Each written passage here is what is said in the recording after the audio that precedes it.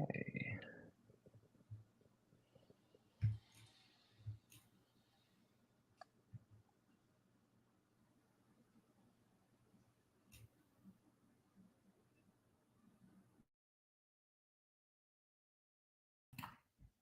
Hey everybody, looks like we are live.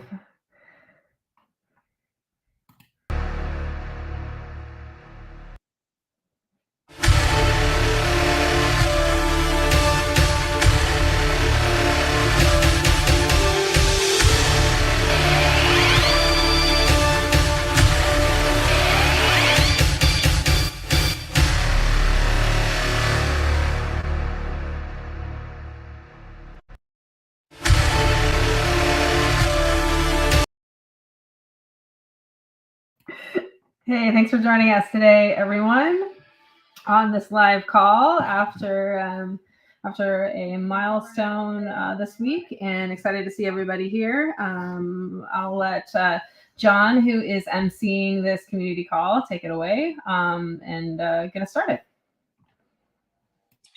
Hey everyone, welcome. Really excited to have you all here.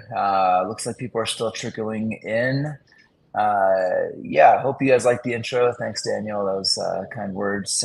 So without further ado, I guess we can get started. So I wanted to welcome you all. We're really excited that we launched our L1 yesterday. We had a group of 50 validators that helped us make it all possible. And we're really thankful to them for helping. So what you can get excited about for the next hour that you'll be with us, we're going to be introducing our co-founders, our guests, Deb and Justin here. They're going to be talking a little bit about themselves and kind of walking through you all the Althea L1, what to get excited for, what's in store, and what you can expect when you go to our website. Next up, after that, we will introduce our guests, have a little bit of a Q&A session with them. You can ask them questions. Feel free to pop questions in the chat. We'll make sure to answer them. That's a great hat, Deb. Love it. You're a little blurry still, but at least we can still see your face. Yeah, so there we go. I will let Deb introduce herself, introduce a little bit of the Althea's core mission before we get started, and then maybe introduce our guests as well, Deb. So the hat is backed by a popular request from our community of validators and ecosystem. For this was actually has a little bit of lore, and that we was purchased as we started thinking about the L1 many years ago now, right? And made a debut as the decentralized community of validators. Went live yesterday. Kind of hard to see, but it's quite a hat of epic proportions, as Althea, of course, is a vision of epic proportions as well. So yes, thanks so much for having for the introduction there, John, and excited to be here with everybody today. A lot of folks here, I think, on this call, and of course, we have some special guests too that have been with us for many years as this journey. And I'm also coming to you live here from Clatskanie, Oregon, where I live, and where a lot of the the impetus for Althea kind of became a reality.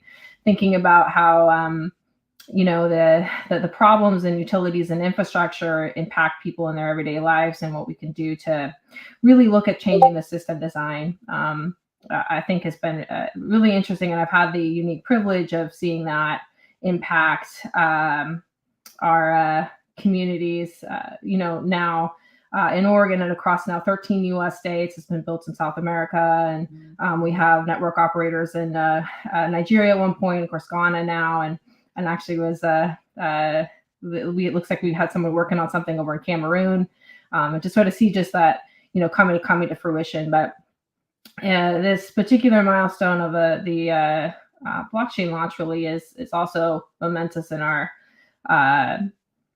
in how we think about how more people can be impacted by this technology, how we scale this, how it's available to more people, and with a kind of purpose-built and designed L1 blockchain for the specific purpose, this now becomes a reality.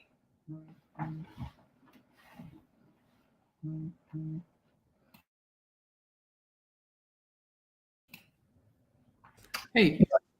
Go ahead, Justin. Yeah, thanks. Cool. Yeah, sorry about that. So so it's been a long time coming to finally get Althea L1 out the door. And, so I want to talk a little bit about, Althea, the Althea protocol versus Althea L1. And we've taken sort of an odd road to get here for DeepN projects in that and by that I mean Hawk Networks, has been working on developing and supporting the Althea protocol for many years now, and we're using it at scale. And once we got the routing and billing software working, and I still remember finally reaching the conclusion, like, okay, I think this actually works. Having checked it, and for a long time I would get calls every couple of weeks like something's wrong, and I go in and be like, oh no, everything broke. People got paid the wrong amount of money, and then finally that stopped happening. I still got the calls, but I'd be like, no, you used a lot of data. Okay, that's right. That's weird, but it's right. And then finally, we gained some confidence in the system, and we started asking ourselves, what's it going to take to scale the Althea protocol and to change the way bandwidth is bought and sold? Because what the Althea protocol does is that it turns bandwidth into a commodity by letting anybody buy and sell bandwidth in a permissionless network that is completely different from the way existing open access networks work, and is completely different from the way bandwidth is being bought and sold right now.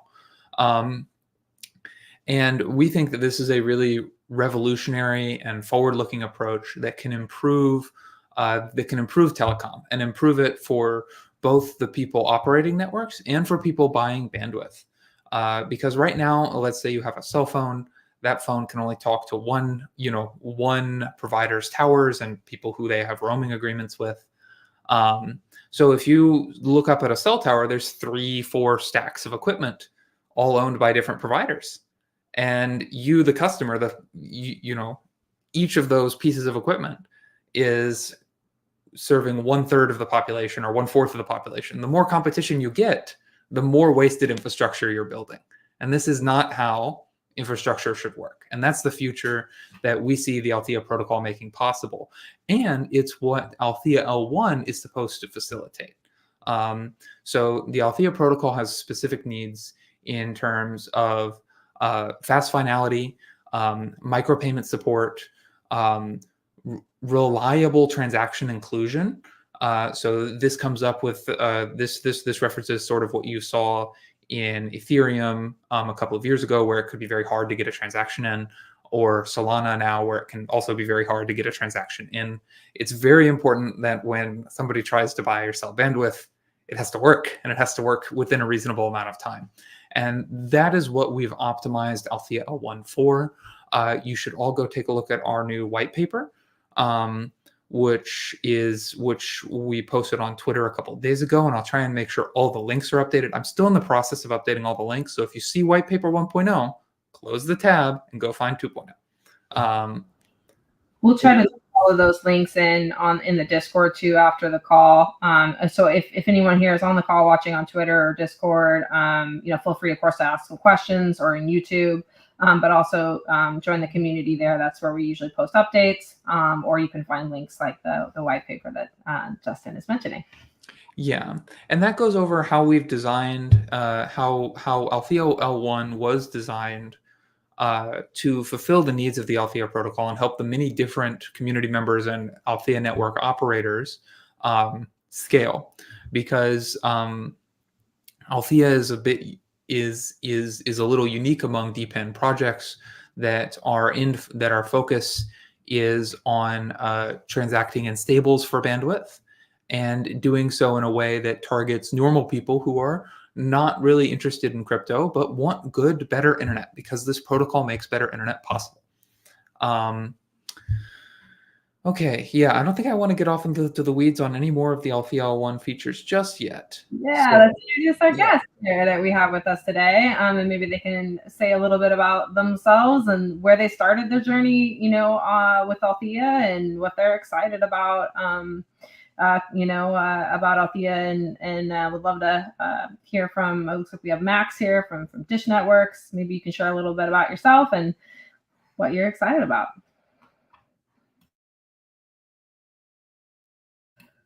I'm not hearing you there.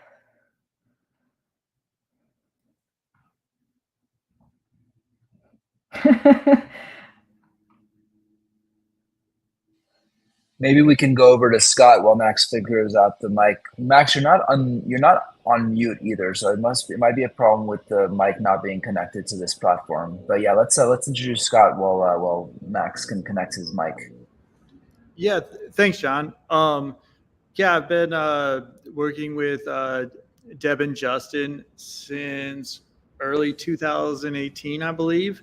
That was back when they were still researching and developing the technology for what would become the first deployments, and then just kind of had been watching and supporting their path as they both got their first network off the ground and then proceeded to launch other networks. And then also just like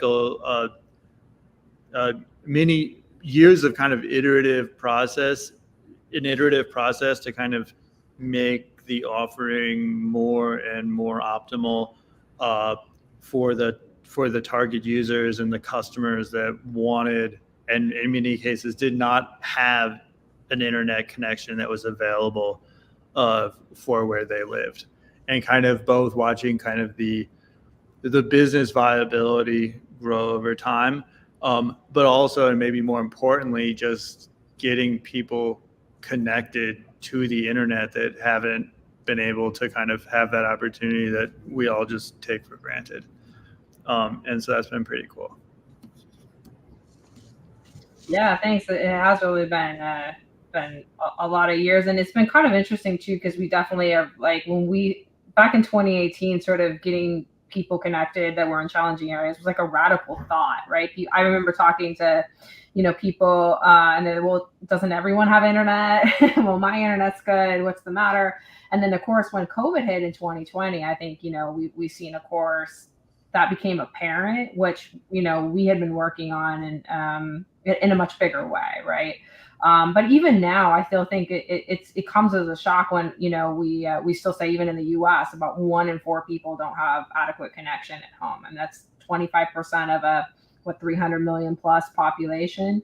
And something kind of exciting happened. I think over the last year or so, even it's been even more where the industry as a whole started seeing that, like, 1 in 4, that 25% of the population, instead of it was a challenge, the light bulb went on and they go, oh, that's an opportunity. And it felt like, finally, as we've been sort of like obviously pushing this forward, building the technology and these tools that empower that, like, it finally, I think that the light bulb has been, kind of going off, that this is actually a really big opportunity instead of just like a challenge. But Scott, I'm curious your thoughts too, also on the intersection of like real world assets and infrastructure with blockchain technology, where you kind of see the industry as a whole, or where Althea kind of fits in there. Yeah, so I kind of think in the space Althea is working, where you have these like kind of physical infrastructure assets on the ground, it's really hard to buy and sell them right now, or like getting loans against the equipment is not like a super short process. And I think there's just, it's fairly niche in like who will lend against this equipment, or like what the market is, and you have to know the right people. And I think kind of one of the promises of decentralized networks is that kind of, since anyone can access them, there are just less barriers to different kind of participants in capital markets to get involved. And I think that's kind of one of the really interesting things that Althea is doing, is by trying to kind of put these assets on different financial rails. and maybe create like a more efficient market for them and maybe a new market for them. But yeah, Yeah, 100%. No, I think that really resonates. I think it's going to be interesting to see, how that kind of intersection there, and what that can do to kind of support, kind of the smaller to medium-sized operators, to be able to build and scale infrastructure. I think, right now we see some of these applications like the BEAD in the U.S., which is a government funding program, and they're really hard to get, right? And there's a lot of loopholes, and it just isn't the right kind of financing for a lot of things. And so yeah, to your point, I think some of these financial rails are really kind of interesting about how that might help facilitate, more people being able to fund infrastructure. All right, so Max is here. Can you take two? Yes. All right, so Max, I'm also going to bring Jaime to the stage as well, if you want to introduce her as well. Sure. Well, Jaime can just sit next to me. My name is Max Orcutt. I work at Dish Wireless. Dish is the owner of Boost Mobile. And so I first met Deborah at ETH Denver in 2017. I run an Althea network locally here in Denver. And so as a company, being the nation's fourth largest MNO, we're really excited about leveraging the Althea protocol and the Althea L1 for improved scalability, flexibility, and adaptability to our nationwide 5G network. Thanks so much. Yeah, I think it's exciting. We've always appreciated kind of like the innovation forward approach, and really, the flexibility that offers. And I think especially when we're talking about 5G, it really, I think one of the exciting things about 5G is it does become more modular, right? There's a lot of sort of broadband bricks or something that you can use to build. Hi, Jaime. If you want to go ahead and introduce yourself as well. Hi, everyone. Jaime Bobosha here. I am the Senior Blockchain Project Manager for Dish Office of Innovation, and I work under Max. So Jaime's kind of the blockchain brains that helps Dish interoperate with all of these cool new Web3 projects. Very exciting. So I wonder if you can also maybe potentially speak to kind of what Scott was talking about the the industry as a whole, like the blockchain and the way that the financing can kind of intersect there and allow more people to kind of participate, or if you can share any kind of thoughts about how you're looking at kind of the industry as a whole. My view is really kind of the cost efficiency, and so traditional MNO spends a lot of money putting up these centralized towers, but the cost efficiency, I think, as more financing options become available, as more blockchain rewards are scaled for the appropriate behaviors that want to be incentivized, these things should get easier. And as a centralized network,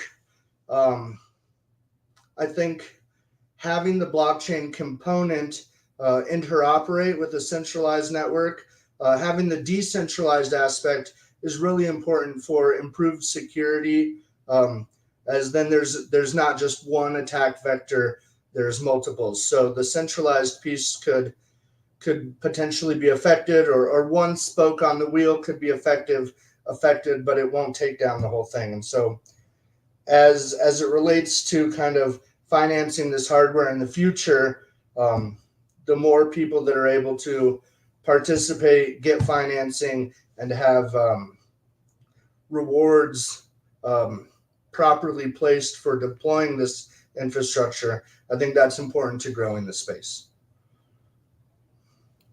Yeah, I think that resonates a lot. Of course, what we're hearing. I'm curious too about, maybe both you and Scott's thoughts on the requirements on the blockchain infrastructure side itself too. Like when you're thinking about, obviously telecom uptime, 99.9%. Uptime is kind of what the normal standard is when we think about that, and where that might. And then maybe even Justin, you can add your thoughts on that. I think you were talking a little bit about the design of the Althea L1 really trying to fit the needs of this actual use case, right? So I'm curious if you have any thoughts on that. Okay, I'll go ahead and go then.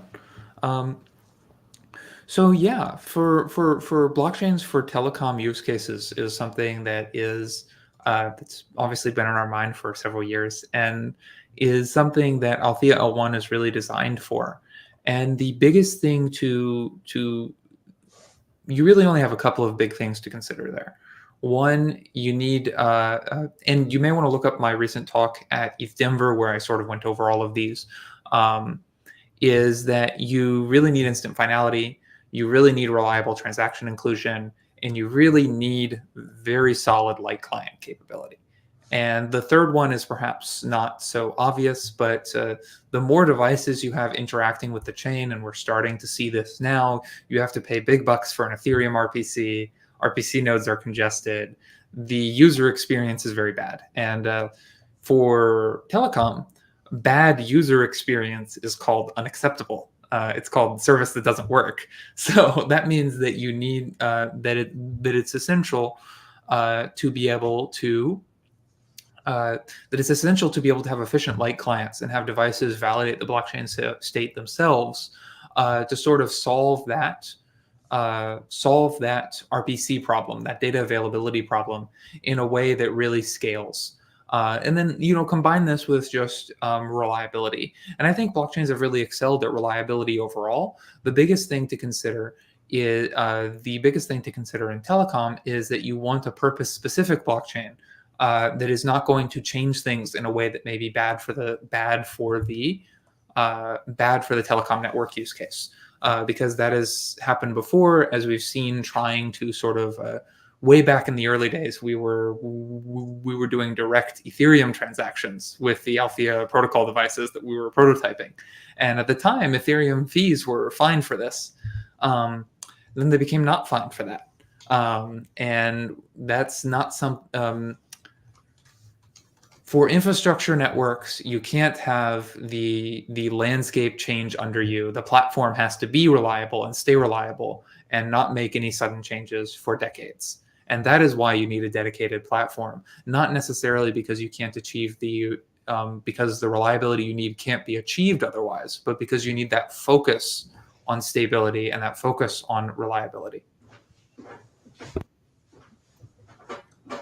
Max, any thoughts on that? I mean, Max, does that echo your experience too, or how are you kind of thinking about that? It certainly echoes my experience. I think as someone who has set up an MNO for roaming internationally and domestically, but blockchain systems can also facilitate this kind of seamless roaming between different networks and allowing that reliability and secure settlements for micropayments and rewards is something that is quite new and kind of an emerging tech to the MNO space as a whole.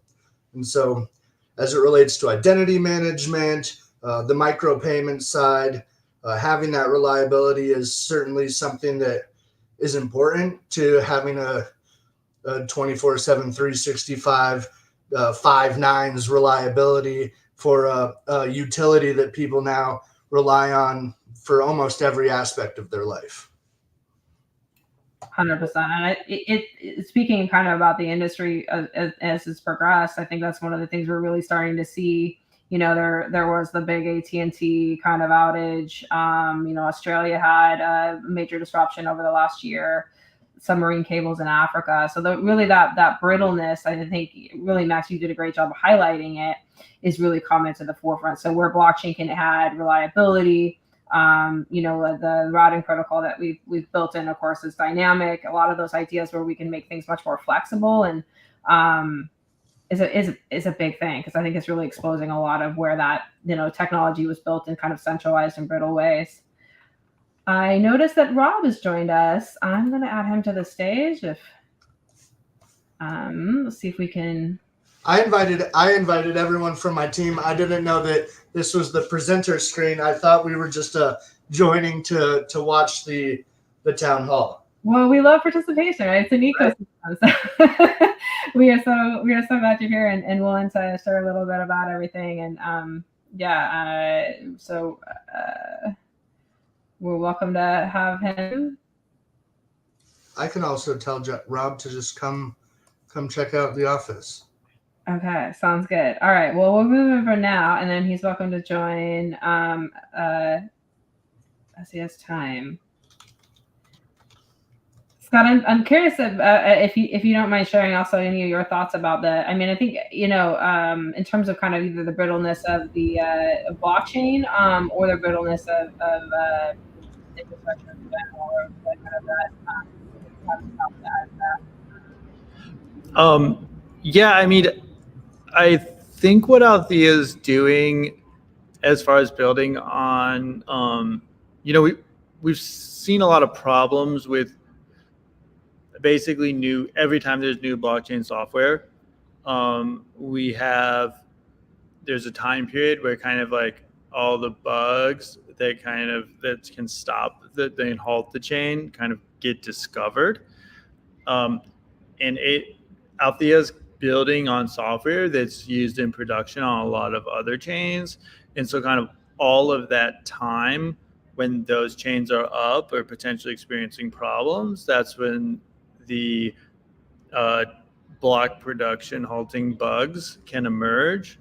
And so by kind of building on a battle tested stack, there's a higher expectation of what the uptime will be, even from the beginning. And then over time, if there are issues, and they get fixed, then it's probably hopefully getting more and more stable over time. And the uptime only kind of like expected uptime sloping upward the longer it runs. The fact that like blockchain networks often replicate data across multiple nodes also helps kind of ensure that redundancy and kind of the tolerance to change and fault. And so in the context of telecom networks, I think that's super critical that this data then doesn't experience those type of interruptions. And so with blockchain projects that are coming online, the fact that it's kind of all visible, all transparent is also super important to Dish and to ensuring that reliability. And so Rob also works on a lot of these projects here at Dish Wireless and Boost. And so he'll be able to add any thoughts to the conversation as well. Yeah, we're, like Max said, everyone's still relying on the old macro networks, and just those concepts are still hard for people to shake. But when you talk about the things that could be accomplished with DY and DPIN type of private networks, or even smaller public ones, it's definitely a lot less expensive backup, and it could, when it could be the primary also, that's really that's going to be a game changer, and you can still get redundancy through those small, the same thing. You can still create all that, and literally, I always compare it to building a telecom tower site, which is probably close to $250,000. These aren't inexpensive, but you could get 8 to 12 other sites maybe completed for that much. So, it's obviously serving different purposes, but. So if you can't tell, we're really excited about the launch of the Althea telecom focused L1. And so we're really excited to be partnering with Deb and Justin and team and to begin using this as a part of our critical infrastructure as well. Hey, Well, Deborah, to Rob's point about the cost of a tower site versus the cost of not building a tower site, maybe you could talk a little bit about Clatskanie and Marshlands and all of that. oh gosh, this was an interesting, kind of early use case, right? We have a challenging area which has lots of like trees and mountains and gullies and things like that, and you would have to build many different towers in order to be able to have line of sight to all the different like hills and hollers. And so this is really where that efficiency, to your point, Rob, comes into play, where you can, co-locate on existing vertical assets. And then there's that, kind of redundancy. So we have like one multi-hop link that I think goes from the center of town up to the top of town, down to the valley where there's a flower farm. And then from there it goes up to a hill. And from the hill, there's a site down by the riverfront. And that, I think it's like, 6 or 7 hops deep. And one of the really unique things about Althea is that, really true multi-hop building. And there's not really many other instances of like true multi-hop routing and building that's been out in production, and to see that work in real life, it's been really amazing. Not only that, it's really redundant. So sometimes we don't even know that like part of those links are down because it'll fail over seamlessly through their other links. Reduces the risk of disputes, ensures that tower site owners are fairly compensated for the work that they do for their services. And then the settlements piece eliminates intermediaries and all kinds of things. So I think it really streamlines operations for operating a critical network as well. 100%. Well, this is actually probably a good time to kind of kick this back over to you, John, for any like Q&A. And I think we've got some fun prizes and quizzes coming up too. Yeah, absolutely. So we've had some questions come up on the chat, but Justin's been moderating there and answering them as they come. So that's great. Thanks for doing that, Justin. So question for our guests here, mostly like, where do you see, like, what excites you about Althea, and kind of where do you see Althea be in 2 years' time? We can start off with you, Scott. I'm not really sure where they'll be in 2 years' time, but I think some of the things that like excite me is that the technology is solving like, or is going after like a real nasty problem that like a lot of people have, and I think whenever you're trying to solve an old nasty problem in a new way, that's a really good spot to live. And then kind of the other thing that excites me is that just, Justin and the team have done so much to kind of build this new technology stack in telecom, and that gives Althea kind of a little bit different of a business structure and business model than a lot of other people who are mainly just white labeling or repackaging the same thing. And I kind of like both of those. Yeah, one of the things I want to be sure we get to thank you is just kind of going through a few of the logistical things too. So what on the Althea .link front end, and some questions that folks might have. So I want to allow for some time for that, and then get into the quizzes too. So Justin, if you can maybe we can kick this over to you for a few minutes to chat a little bit about, obviously a milestone's been reached, right? So the validators came to some consensus, and now we have mainnet. What does that really mean? What does that look like? And if you can kind of take us through that technically for a few minutes here, we appreciate it. Yeah, so Althea L1 is now launched with staking and delegating going on, and it's going to be a little while before it is there is a community vote to declare it functional for general use. Now, the software to run Althea routers on the Althea L1 chain is already available. There's a new software release of the Althea firmware. You can go grab it if you want it. And I released it the day before yesterday. And that will be ready to use as soon as the chain decides to be ready for use, once the community is finished with their setup process.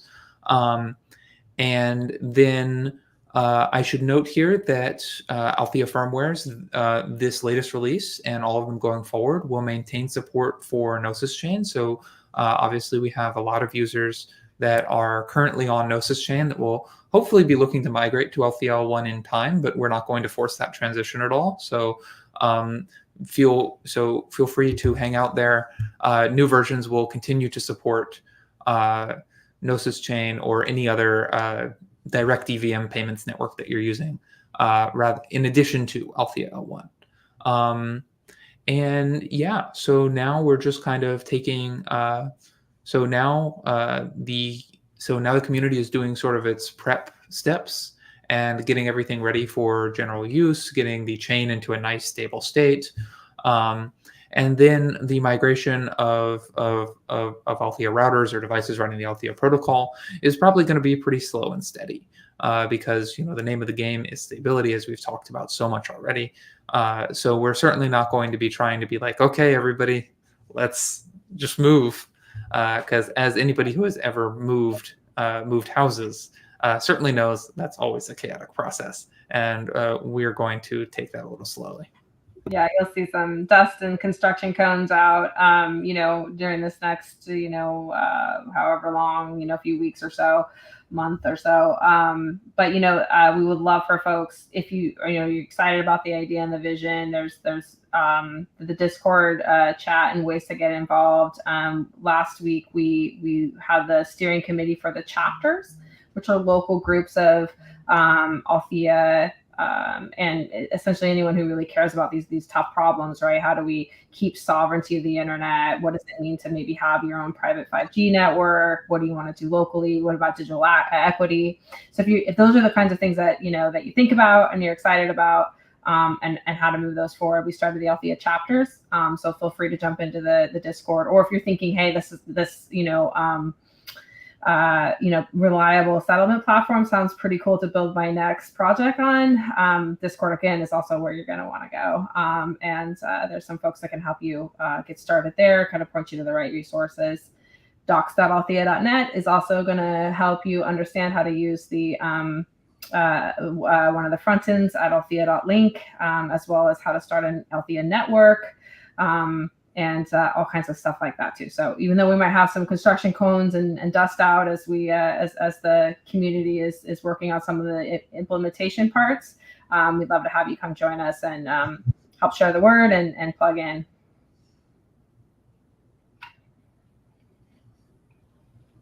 So probably sounds like a good time for some trivia questions. We have prizes, right? So what will they win? John, tell us.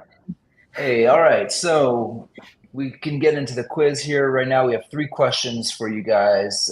Make sure that you have access to the chat, because as soon as I ask the questions and put it on a banner, whoever has the first correct answer on the chat will win the prize. And the way to redeem your prize is to get on Discord and tag one of us so that we can get you set up with the prizes. So right now we have 2 merch kits and 1 router, correct, Deb? Well, yes. So for those folks who have been listening through this call, there was some clues, so you'll be better prepared to answer these questions, I think. So have your pencils ready, so to speak. The merch kits will come, of course, with T-shirts like the one I'm wearing here, and a router and a custom box too. I mean, even the box is epic. And then the final prize is what we call a mini mesh kit. And that is a access point and some receiving antennas, so you can basically bench the whole Althea end to end and some routers. So yeah, you definitely want to be first to answer these questions here. All right, we can get started with a pretty simple first question here. So what model of router was first supported by Althea?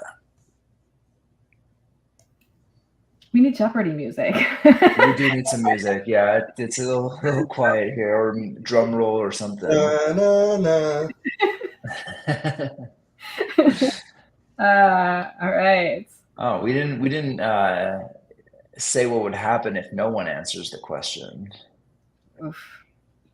Well, then we'll. I guess I'll get a kit, or Max can get a kit. Come on, somebody has to at least take a guess. The question is, what was the first model of router first supported by Althea? And the question should be on the bottom of your screen here, showing it. Yeah, it's showing up fine on the screen. Okay.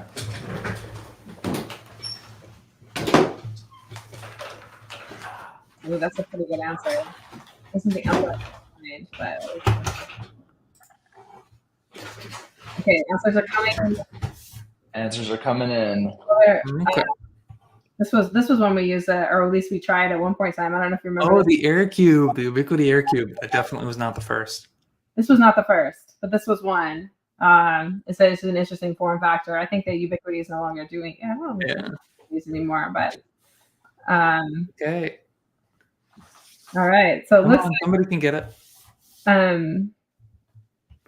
They can probably go back and look through our oldest blog posts. Although, someone answered the term Pi, and that's not really a model of router, but it's closest to correct so far, so far.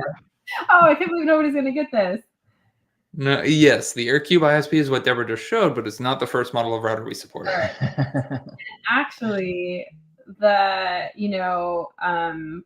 had this up when we were launching the blockchains for those folks that were some of the validators. They might also know. Yes. Gave everybody a hint. Yo.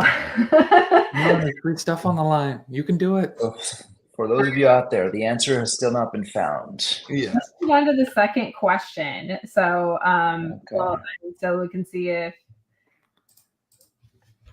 All right, we can ask the second question and come back to this one then.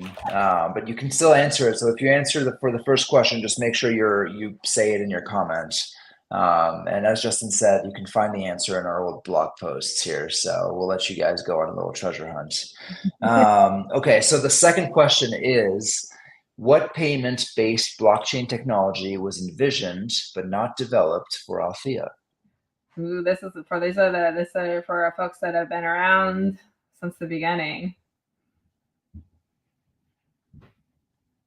I would accept two different answers for this one, actually, because I think there's an acronym-based one that also was. Mm-hmm. What payment-based blockchain technology was envisioned but not developed for Althea? Somebody asked for the question to be stated again. And hey. I think Manayu has it. Oh, it's close. I think it might have been me. Should I show it? Yeah, I mean, okay, Manayu. What manufacturer? Come on. All right. Anyone on the blockchain technology? So this was just we gave you all some hints here. We started back in 2018. Justin was talking about what blockchains were available at the time. Somebody might have a copy of white paper 1.0 around. I think you might actually be able to chat GPT. Has anyone tried to chat GPT these questions? No, you can chat GPT this one.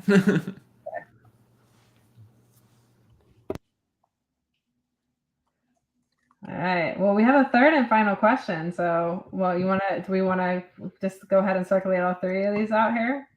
Yeah, white paper 81. Okay, so the third question will be, where was the first Althea deployment? No one gets this one after all those hints. Oh! Yep. Manahu wins.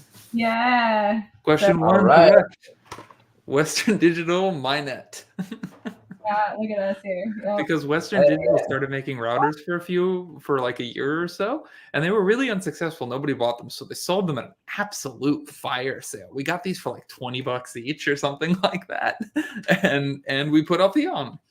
I don't know if you can. Oh, the blurs too. I Here, bet here, I think mine's unblurred. So it's just it was the N600 and N750 models. Let me see if I can get it to focus.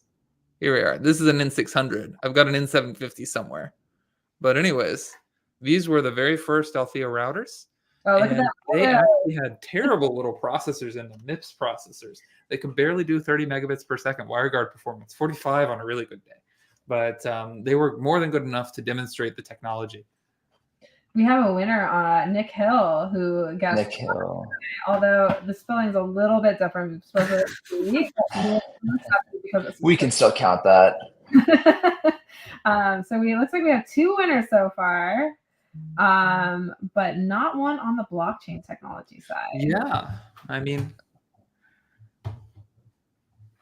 somebody's going to have to read White Paper V1.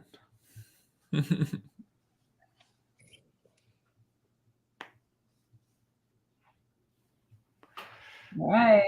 So let me put the second question up here again. What payment-based blockchain technology was envisioned but not developed for Althea? Do our special guests know?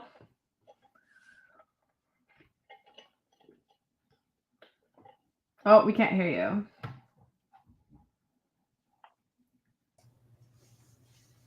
I would have thrown out XRP. Oh, really? Interesting. It was not XRP.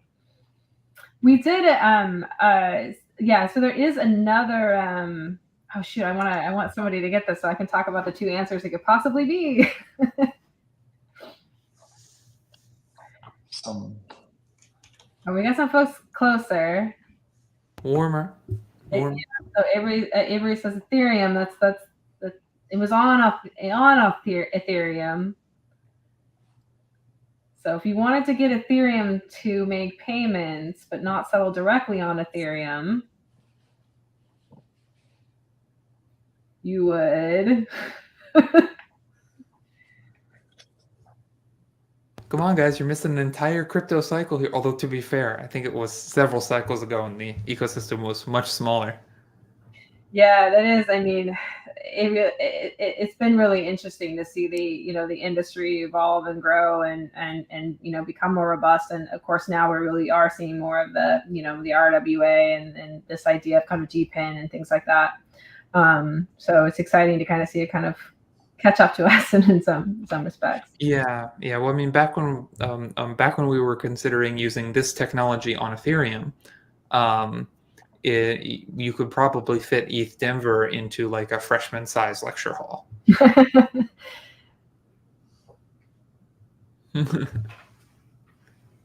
Oh, y'all. They're getting warmer. Let them work on it. They're getting warmer.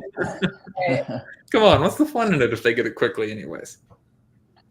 For those of you that we've called out that have answered the questions correctly, please find me on Discord, and we can get you set up with the gifts, with the prizes.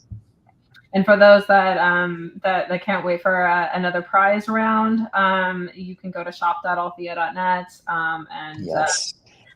Buy some mini mesh kits for your bench purposes as well, and or you can reach out to the Hawk Networks team. Has some folks that can help guide you through some of the things like designing networks. And someone had asked, can you build a private 5G at your house? And that's one of the exciting things about some of the telecom pieces of the technology. You can, right, and kind of own that end to end. And so if that's exciting, please feel free to go to like hawknetworks.net, reach out to those folks there, basically ourselves, Justin, and the rest of the team that can help with that part of it as well. Nick was trying to win 2 prizes.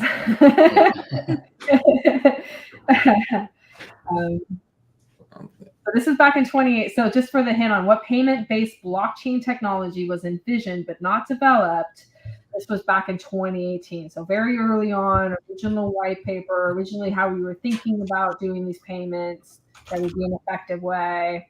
It actually, you know, was developed to a certain extent, but then abandoned really because it wasn't efficient. And we went to directly settling on XDAI. There's a repo on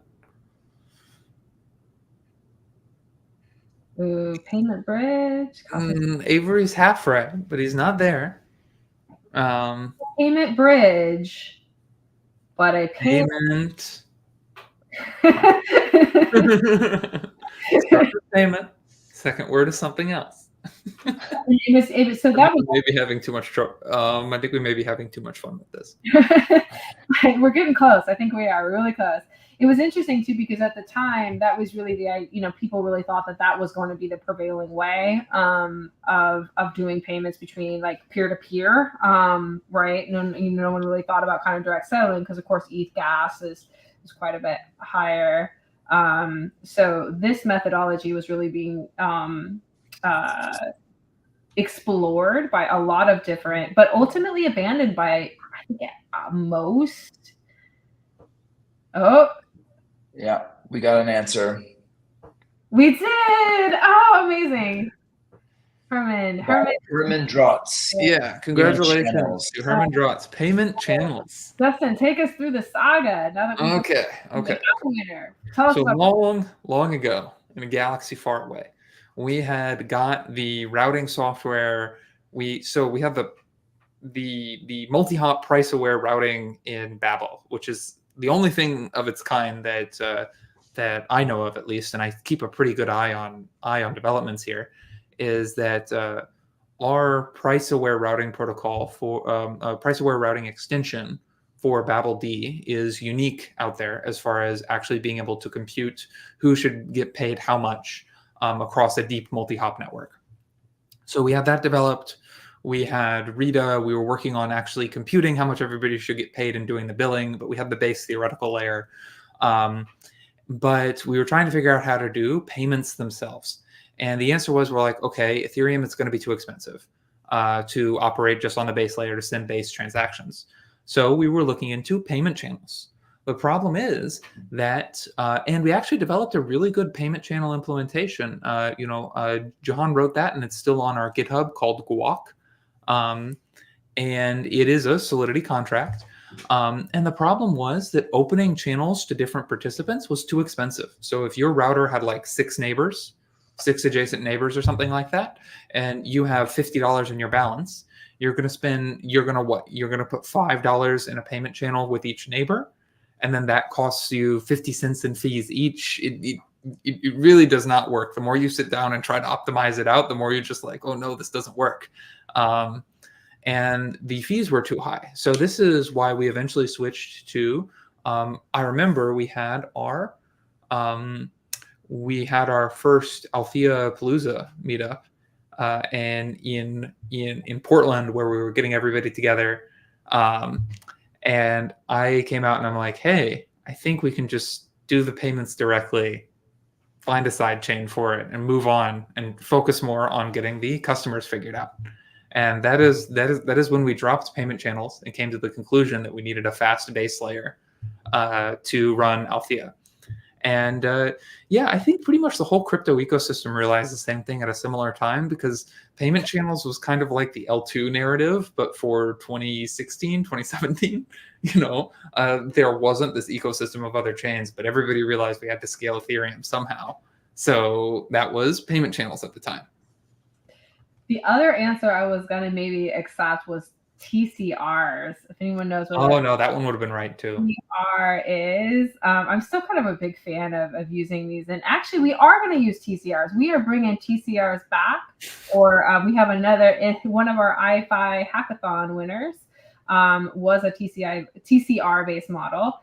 But for those that don't know, TCRs are token curated registries. So they're just lists of what we had envisioned potentially doing was like subnet DAOs, like different community organizations, kind of like an Angie's List of different organizers that people can pick from, in a kind of an open access model, which that never really kind of fully got fleshed out. And you don't see TCRs too much anymore. But Justin, if you want to summarize what the winner of one of the hackathon was with a PLMN, here's another acronym, PLMN TCR.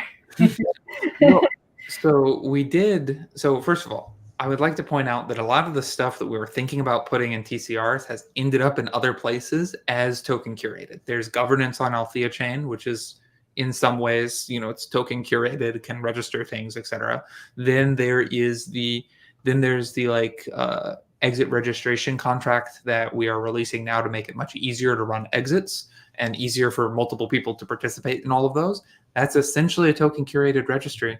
It's not that different. So we did end up doing all of these things. But anyways, coming back to it, PLMN IDs are they're the unique ID for cell carriers, and there's no public list of which cell carrier has which ID. Unlike there is for IP addresses, where you can easily see who owns a given IP address and where they are and what they're in general what it's used for. So cell carrier IDs are not registered, and this makes it really hard to run small carriers. You can't easily get your SIM cards out there and have people use them. And also, you don't know which number. There's also no authority, at least publicly, obviously available to tell you what numbers you can and can't use, which is the whole point of ARIN, or I should say, come on, I've forgotten what's ARIN is the American Registry of Internet Numbers. Then there's what's the global one?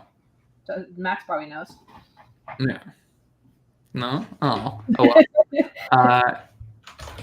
ARIN, who is... Anyway. See, this is just going to bother me. Anyways, but the point is that we need a universal registry for cell carrier identifying information in the same way we have it for IP information, which makes sure that no two ISPs, that no two ISPs conflict with each other. We need that one. We need that for cell carriers too, and we're hoping to do that on Althea L1 as some of the cool blockchain focus, some of the cool stuff you can do with blockchain that helps telecom operate better with a distributed, replicated, reliable database. Well, that seems like a great place to kind of do a wrap up and closing thoughts. I think that's one thing I would like to say about that PLMN ID registry is that was developed independently as tools for the Althea blockchain. And so if folks are excited about ways that they can interact, please do come join us in Discord, and we'd love to help you think about ways to jump in and plug in and build these kind of the tooling that's needed for a more decentralized ISP landscape. So closing thoughts, everyone, as we go forward. We have weekly community calls, usually in Twitter. So this was obviously one we wanted to bring everybody together now to celebrate this milestone. And thanks everybody for being here. Really appreciate everyone that's been part of this journey. It really has been an ecosystem of different validators and operators and supporters and network operators on the ground, building the technology, iterating on that. And it's really quite exciting. And I'm excited about the being able to now bring this technology to more people. Yeah, and I would like to thank our guests for today.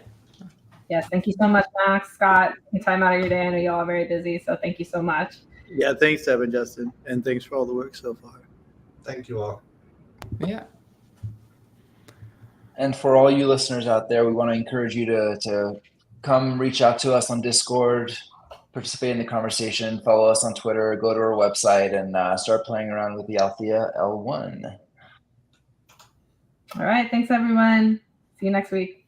All right, thank you.